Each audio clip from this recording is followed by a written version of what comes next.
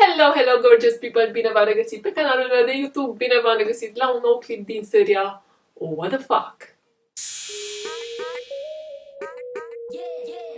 În caz că nu știți, în clipurile din această serie What the fuck testez produse cosmetice, dar nu numai, cu prețuri mai mari decât media și văd dacă merită sau nu merită banii.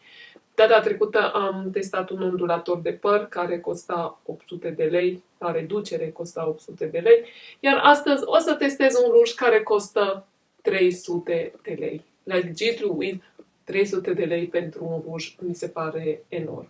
O mică precizare, rujul costă de fapt 265 de lei, nu știu exact de ce rețineam că a costat 300 de lei, dar da, 265, aproape 300. Rujul este de la Tom Ford, ăsta e pachetelul, scrie pe el Lip Color Matte. Nici nu mai știu exact, parcă e roșu, nuanța este 06 Flame, deci da, mă gândesc că e roșu. Mă gândeam între un roșu și un nude, dar am ales roșu. Am zis, dacă tot e așa de scump, frate, să se vadă de pe lună. Bun, ăsta e ambalajul. Sincer, nu mi se pare deosebit, nu m-a atras în mod deosebit ambalajul, mi se par mult mai frumoase rujurile de la Yves Saint Laurent. Aici are un T și un F imprimat de la Tom Ford. Pe spate este trecut nuanța și numele rujului și să-l deschidem. Da. E un roșu foarte frumos. E un roșu care bate un pic spre portocaliu, din păcate, și asta face dinții să pară un pic mai galbeni. De obicei, dacă mergi pe tonuri mai reci, dinții par mai albi. Dacă mergi pe tonuri mai calde, dinții par mai galbeni. Dar vă dați seama că asta nu ține de ruj, asta ține de nuanța pe care eu am ales-o. Îmi plac foarte mult rujurile care bat un pic spre portocaliu, așa că nu voi zâmbi, nu voi vorbi când port rujul ăsta. Glumesc, dar asta o informație pe care să o știți voi în caz că nu o știați încă. Îmi place foarte mult nuanța, aici are imprimat TF Tom Ford, drăguțel. Ok, hai să vedem ce scrie pe cutia. Mare lucru nu prea scrie, ingrediente, da, numele produsului și așa mai departe. Se închide normal, mă așteptam măcar să se închidă cu un magnet, ceva. Deci, nu știu, deocamdată n-are un feeling de produs foarte, foarte scump. Nu mi se pare nimic deosebit la el. Îs curioasă când îl aplic pe buze dacă o să-l simt cremos și plăcut. Ok, o să verific și codul. Fiecare produs cosmetic are un cod mic de 3-4 cifre, ceva de genul.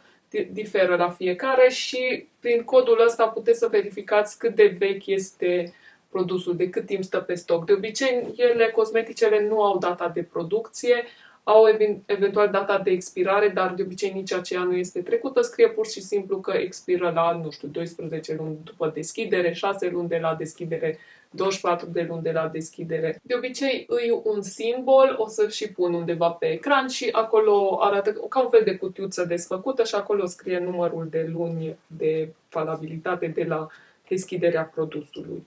Ok, aici dăm brand Tom Ford. Ok, l-am găsit. Este fabricat în 2017. E destul de vechi, dar încă mai are viață la raft, cum s-ar spune, adică mai poate fi vândut în magazine. Atunci când expiră această viață la raft, ele trebuie retrase de la vânzare. Ele sunt retrase de la vânzare cu un an sau 2 înainte să expire. Deci nu poți să vinzi un produs și după 3 luni să-ți expire. Ok? Deci de aceea este acest shelf life care nu este identic cu termenul de valabilitate. În magazinele alimentare, de exemplu, ai voie să vinzi ouă și să expire a doua zi sau ceva de genul, doar să nu fie expirate.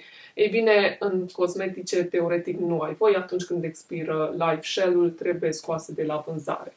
Nu știu ce se întâmplă cu ele pe urmă, habar n-am, poate ar fi interesant să mă documentez.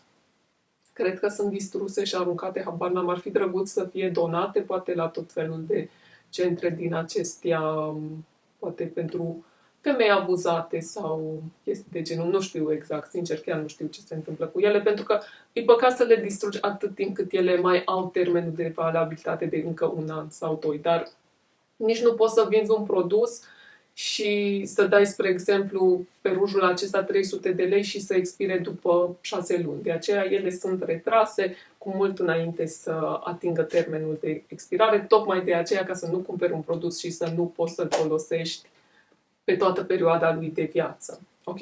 Sper că ați înțeles ce vreau să spun, că nu le prea am cu explicatul. Bun, hai să vedem, să testăm rujul, să-l vedem cât îi dă Nialcoș. Nu o să folosesc contur la buze, creion de conturare, pentru că vreau să văd cum se comportă de unul singur, să văd dacă se întinde, să văd dacă îmi este ușor să-l aplic și să urmăresc conturul buzelor. Și da, ar trebui să-și facă treaba de unul singur la banii ăștia. De fapt, la banii ăștia ar trebui să-mi facă și de mâncare. Ok, să-i dăm drumul. De fapt, e super pigmentat, dar vreau să dau primul strat de ruj jos și să fac, pentru că, sincer, de obicei primul strat e un pic mai... poate e un pic mai uscat, adică să îl vedem la performanță maximă. Bun, să vedem. Chiar e pigmentat, deci din primul swatch mi se pare super, super pigmentat.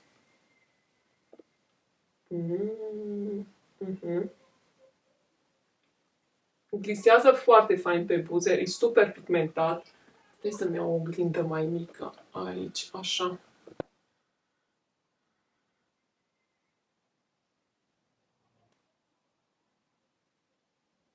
O să mă folosesc și de o pensulă ca să conturez mai bine buzele. De obicei, dacă folosesc creion de buze, n-am nevoie de pensulă, dar de data aceasta, dacă tot n-am folosit creion, hai să mă ajut de o pensulă. Sincer, se aplică super ok. Deocamdată îmi place, chiar îmi place, deși sunt multe rujuri mult mai ieftine care se aplică la fel de bine și n-au prețul ăsta exorbitant. Dar hai să vedem, că cine știe, poate până la urmă totuși o face mâncare, sau mă știi. Poate mă face mai deșteaptă. Aș putea. Ok, gata cu gluma. Mi-s dinții mai galbeni. Da, chiar.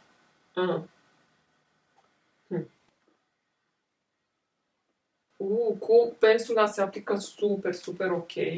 Îmi place. Doamne, deci se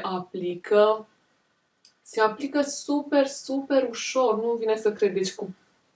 Cu pensula m-am dus pe conturul buzei și s-a trasat extrem, extrem de bine. Îmi place foarte mult cum s-a așezat pe buze. Chiar nu mă așteptam să aplic atât de ușor și să aibă conturul atât de curat fără un creion. Îmi place chestia asta. Deci, deocamdată, domnule Tom Ford face o treabă unicică. O să mai fac check-in-uri peste zi. O să fac un check-in după vreo 2-3 ore, o să fac un check-in după ce am mâncat și o să fac un check-in la finalul zilei. Sau check-out, cum îi spune check-in? O verificare, mă rog, ce-o fi. Facem câteva verificări pe parcursul zilei și la final, spre seară, o să vă spun și impresia mea finală, dacă merită căruța asta de bani sau nu merită.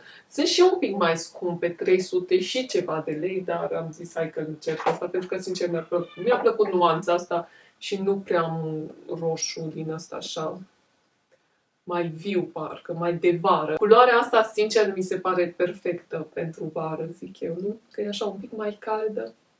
Îți calde dinții. Da. Uf. Da. Da, apar un pic gălbui dinții. Din păcate, stomatologul mi-a recomandat să nu fac albire. Mă tot gândesc dacă să-mi fac o albire sau nu, habar n-am ce să fac. Hai că ne mai vedem așa peste 2 ore și mai povestim, vedem cum arată rujul, cum se comportă. Acum o să filmez un try-on cu niște ținute, nu mănânc nimic, după 2 ore vedem dacă n-am mâncat, dacă n-am făcut nimic, cum arată și după aceea vedem și după ce mănânc cum se menține. Ok, see you later, alligator! Ok, deci au trecut 8 ore de când am aplicat rujul și n-am reușit să mănânc nimic, decât niște marlenca. Așa că o să fie cam dubioasă testarea de astăzi. Mai am încă de lucru câteva ore bune, deja e ora 10 seara, cred că o să stau să filmez până pe la 1 noaptea și probabil după ce termin de mâncat, da, e foame, e somn, mie de toate. După ce termin de filmat, o să mă pun poate să mănânc o ciorbă de dinte sau ceva și mai fac atunci un check-up, vedem cum arată rujul după ce am mâncat, dar Da, deocamdată rezistă super ok, așa cum am spus, am mâncat foarte puține chestii, 2-3 marlenca bilnuțe din acelea, Doamne, îți divine. Am luat 2 guri de ciorbiță de la Raian și o gură de lipie și cam atât. N-am prea băut apă, deci mi-ar fi plăcut să fac o testare mai în profunzimea rujului, dar poate mă mai dau mâine doar cu rujul, pentru că mâine știu sigur că nu o să aplic make-up-ul, să stau toată ziua în casă să editez, dar poate îmi pun rujul dimineața și mănânc peste zi. Cred că asta ar fi ideea cea mai bună, să mai mănânc peste zi câte ceva și să vedem exact cum se comportă dacă mănânci o masă mai sănătoasă. Hello din nou! Da, e practic a treia oară, a treia parte pe care o filmez din clipul ăsta. Am partea de început în care desfac rujul, în care o testez. În ziua respectivă n-am mai apucat să mănânc, așa că l-am mai pus pe buze în altă zi ca să văd cum se comportă după ce mănânc și am pierdut filmarea aia. Am șters-o din greșeală, nu mai vreau să-mi bat capul cu recuperatul pentru că mi se pare prea complicat, așa că iată-mă filmând a treia oară. Mă rog, voi filma doar partea asta în care testez rujul peste zi și seara fac un update să vedeți exact cum arată. Și mai vreau să fac testul de transfer, pentru că am uitat în primul clip atunci când am filmat aplicarea și așa mai departe să-l fac, mai exact să vedem cât de ușor se transferă rujul. Ok, l-am aplicat, iar acum o să dăm o pupă. Una scurtă, se transferă destul de tare și acum o pupă din aia pasională. Oh, jeez Louise. Da, deci e destul de transferabil, lucru de așteptat la un ruj hidratant, dar vreau să aplic tehnica mea, o să vedeți imediat despre ce e vorba și să vedem în cazul ăla cât de tare se transferă. Tehnica mea constă în aplicarea rujului, după care mușc cu buzele pe un șervețel, ceva de genul, după care mai aplic un strat de ruj bun și după care mai vin încă o dată cu șervețelul și fac doar așa ușor. Ok, și să vedem acum cât este de transferabil. Deci le avem pe astea două și acum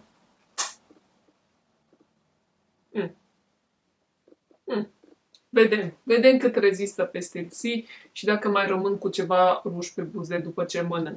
Ok, au trecut aproximativ 7 ore de când am aplicat rujul, am și mâncat între timp, așa că pot să fac un update, să vedem cum arată. Me gusta. Îmi place că a rămas intact conturul, nu s-a întins, nu s-a transferat, nu intră în ridurile fine din jurul buzelor, deci din punctul ăsta de vedere un mega thumbs up. Într-adevăr s-a luat culoarea, dar mi se pare mie foarte puțin, având în vedere că este un ruj hidratant, nu este un ruj din acela super, super rezistent. Deci, din punctul meu de vedere, aș putea liniștită să rămân așa cu buzele după ce am mâncat ceva, nu n-aș ține neapărat să le retușez, dar într-adevăr dacă le-aș retușa ar arăta mult mai frumos. Oricum, e mult mai ușor de retușat centrul buzei decât să intri pe contur. Dacă rămâne conturul intact, atunci e foarte ușor să mai adaugi puțină culoare la interior. Așadar, din punctul meu de vedere, rezistența este una super bună. Am și mâncat o chestie destul de uleioasă, este vânătă, umplută cu niște vinete, așa mici de tot, umplute cu nuci și ceva condimente din astea arăbești și ele sunt păstrate în ulei, deci le cumperi într-un borcan de ulei. Sunt super delicioase, dar super unsuroase. Intenționat am vrut să mănânc ceva mai unsuros ca să văd cât de bine rezistă. Am mâncat și niște falafel, pe alea le-am mâncat cu mâna. Atunci când mănânci cu mâna, de obicei se mai transferă culoare. Văd că a rămas ok, deși pe degete eram toată roșie, ca să fiu sinceră, de la ruj. Deci dacă pun așa, un pic se transferă, nu foarte mult. Buzele le simt hidratate. Chestia asta pot să vă spun și din dățile trecute, când am aplicat rujul. Spre exemplu, în una din zile am avut dimineața buzele destul de uscate, deja începeau să mă usture și m-am gândit, ok, hai să vedem ce se întâmplă după ce îmi dau cu rujul. Și până seara n-am mai avut nicio problemă. Deci, pe lângă că nu deshidratează, părerea mea este că și hidratează buzele. Așadar, chestia asta e un mare plus, mai ales dacă vrei să ții rujul pe buze toată ziua. Ok, aplicare ușoară, culoare intensă, rezistență bună, nu-i rezistență extraordinară, nu-i ca la un lip stain, dar e o rezistență bună, hidratare super bună, așa că, din punctul meu de vedere, thumbs up. E rezistent la transfer și nu prea... Data trecută am făcut, în clipul pe care l-am pierdut, am făcut și testul de transfer pe pahar. O să inserez niște cadre, mă mai rujez odată și vă arăt cât de tare se transferă pe pahar. Se transferă un pic, o să vedeți, dar nu exagerat din punctul meu de vedere. Ok, își merită sau nu își merită produsul banii? Din punctul meu de vedere, nu.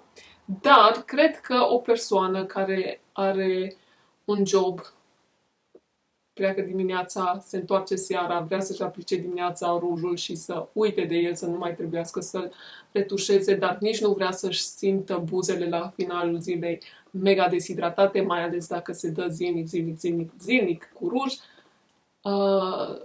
Cred că pentru o astfel de persoană chiar ar fi bun și cred că și-ar merita investiția. Eu, având în vedere că lucrez de acasă, pot oricum să-mi retușez rujul, oricum nu mă prea rujez. Dacă ies din casă cu Ryan la cumpărături la nu știu ce, nu aplic ruj, nu văd rostul, mai ales că pot să retușez oricând în mașină și așa mai departe. Deci, la stilul meu de viață, nu văd rostul. Ok, cam asta este testarea de astăzi. Sper din suflet că v-a plăcut. Dacă da, dați un like și voi mai încerca și alte nebunii la prețuri exagerate. Puteți să-mi faceți și voi câteva sugestii. Mă gândeam la un fond de ten de la Mer sau la Prairie, deși ăla e super scump. Ok, voi sugerați-mi și mă hotărăsc ce voi testa. Da, cam asta este tot. Vă super mulțumesc că m-ați urmărit. Sper că v-a fost de folos clipul. Dacă da, puteți să-i dați și un like. Vă pupiceți, vă îmbrățișez și ne vedem în următorul clip.